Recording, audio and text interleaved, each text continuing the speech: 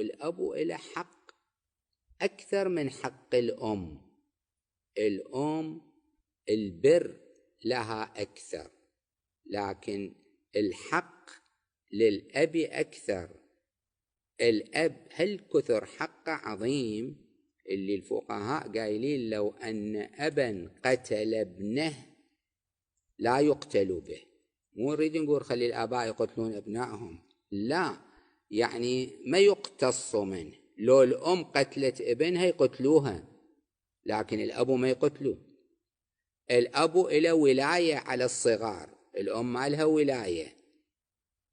الأب ابنه الأكبر يقضي عنه الصلاة والصوم، الأم عدة من فقهائنا قايلين لا، ما يقضي عنها. الأب وضعه